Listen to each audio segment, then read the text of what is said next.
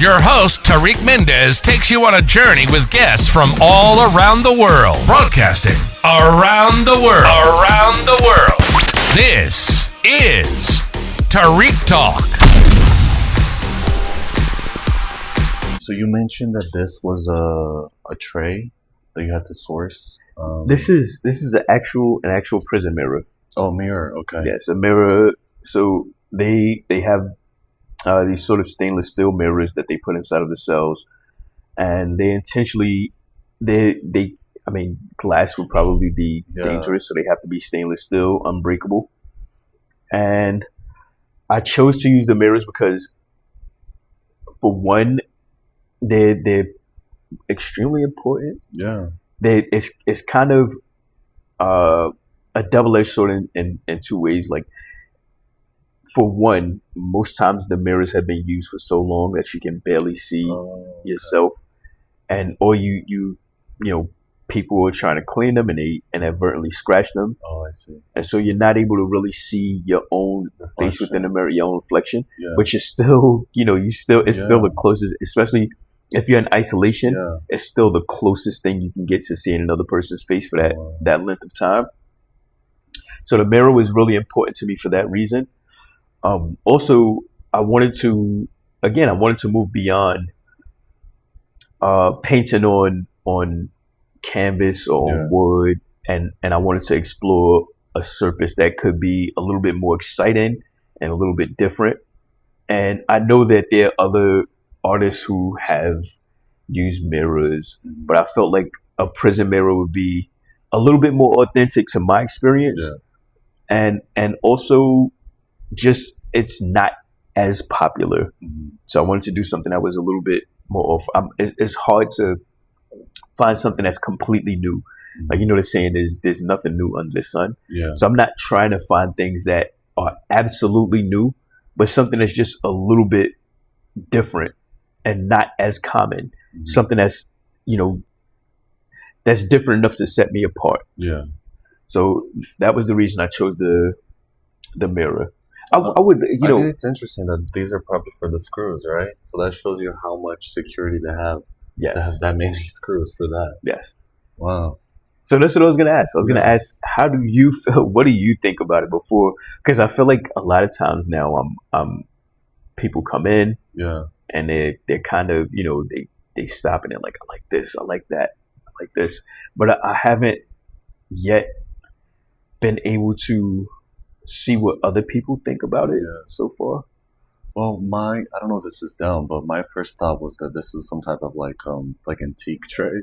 Yeah. Right? Or I thought maybe like that's maybe what they put like the plates and the food on top. Yeah. So I thought, oh my God, this is like, you're taking something that you use in there and then creating like a visual too. I think that's so interesting. But the fact that this is a mirror, I mean, because I don't know, for me as a kid, I grew up in the 90s, so I would like distract myself with either like speaking in the fan or the mirror. So I think like not even having, the basic minimum of a mirror, I think that's like kind of like messing up with your mind in a way. It's like war, like, like they're punishing you on top of already being like confined by yourself. I think that's like so cruel. But I think that's so genius how you like chose that. And can you speak more about the process that you had to source it? Because it's not like easily accessible. Like you can just walk in somewhere and buy it. That you had to. Well,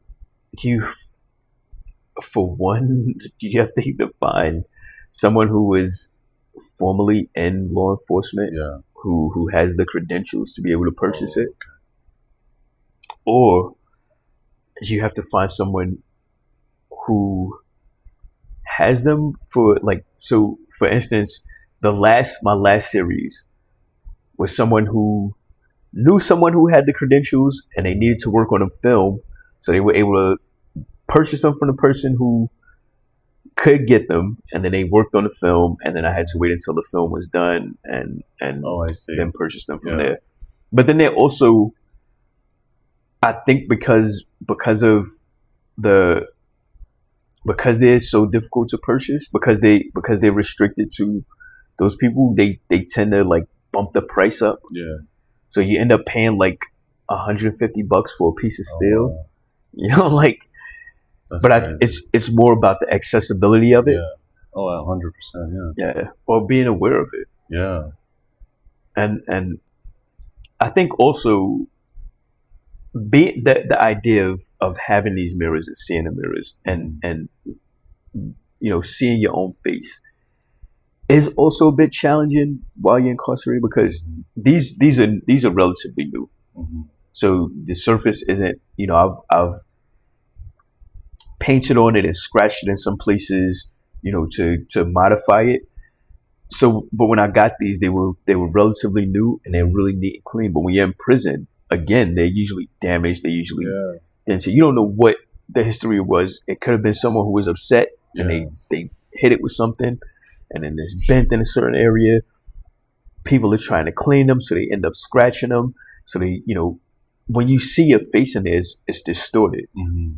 So there's also this feeling of questioning, if whatever you're going through emotionally, you're looking at yourself in this mirror and you're trying to find yourself. You're trying to find your reflection as well as you can.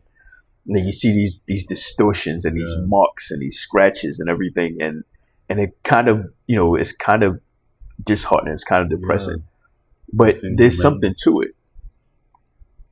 And then this kind of goes with this? No, these are actually separate? separate. Yeah, these are actually separate. Thank you for listening to Tariq Talk. Follow Tariq Talk on all social media channels and check out the video interviews online.